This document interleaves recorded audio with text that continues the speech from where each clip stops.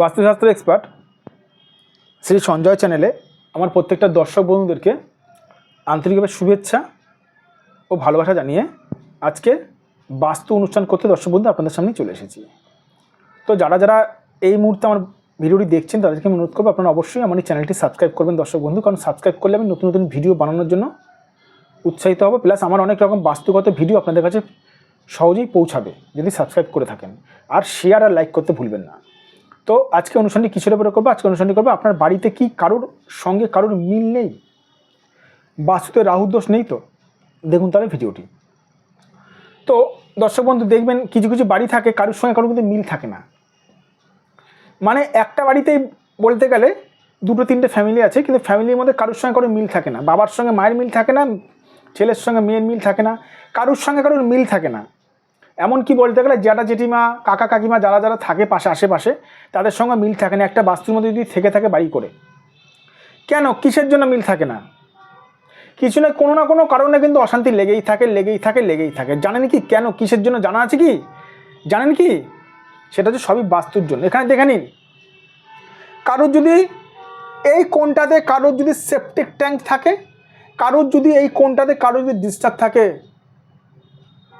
এই কোণটা বাস্তুর এই কোণটাতে কারোর যদি ডিস্টার্ব থাকে, মানে ধরুন এই কোণে ধরুন আপনি সেপটিক ট্যাঙ্ক করেছেন, মানে বাথরুমের জল নোংরা আবর্জনা সব এইখানে যায়,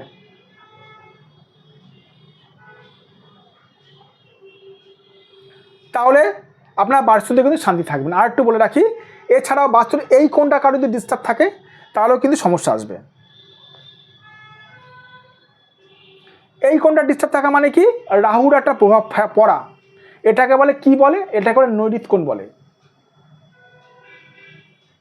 রাহুর প্রভাব পড়ে। কারোর ধরুন ঠাকুর ঘর ধরুন এই কোণটাতে করেছেন, ঠাকুর ঘর, ঠাকুর ডেকে আমি প্রত্যেকদিন শিব ঠাকুরকে পুজো করেন, ভালো কথা, পুজো করুন, কিন্তু ঠাকুরের স্থান এইটা না। যখনই ঠাকুর এখানে রাখবেন তার ঠিক কয়েক বছর পর থেকে দেখবেন ঘরে অশান্তি লাগা শুরু হয়ে গেছে।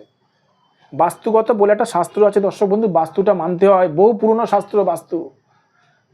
আপনারা দেখবেন একটু মারোয়ারিদের বা একটুখানি অন্য কোনো মানে একটুখানি মারোয়ারি বাস একটু পুরনো আমলের একটু বাড়িতে যখন যাবেন না, দেখবেন যে কালো ঘোড়ার নাল দেখবেন লাগানো আছে বাড়ির মেন ফাটকের ওপরে।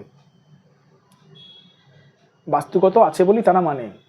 তো যাই হোক, যাদের বাড়িতে কারোর সঙ্গে কোনো মিল নেই, দিনের পর দিন অশান্তি লেগেই রয়েছে, তাদের কিন্তু রাহুর একটা প্রভাব বাড়িতে থাকবেই। কেন? কারণ বাড়িতে কিন্তু বাস্তুগত দোষ হয়েছে। এছাড়াও এরকমও বাস্তু ভিজিটের সময় আমরা দেখতে পেয়েছি যে বাড়িতে মাটিতে রাহুর দোষ পাওয়া গেছে, বাস্তুর মাটিতে রাহুর দোষ পাওয়া গেছে।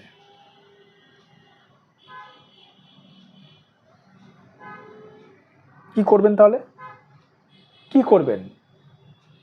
টোটকা করছেন, করুন, আমি বারণ করব না, কিন্তু টোটকাতে ফল পাওয়া যায় না। আমি বারবার করে বলছি দর্শক বন্ধু, খুব কম চান্সেস, পাওয়া যায় না বলতে গেলে। কেন জানেন? কোনগুলো টোটকা করছেন এক নম্বর কথা মানুষ জানে না, মানুষ বুঝতে পারে না। আর দু নম্বর কথা হচ্ছে কি, মানুষ কোনটা ডিস্টার্ব হয়েছে সেই কোন হিসাবে সেই গ্রহ হিসাবে টোটকা টিপস করতে কত পার্সেন্টেজ ডিস্টার্ব হয়েছে, 100%, না 50%, না 40%, না 20%, কত পার্সেন্টেজ জানেন কি? জানি না স্যার। তাহলে কত পার্সেন্টেজের গ্রহের টোটকা করছে জানি না স্যার।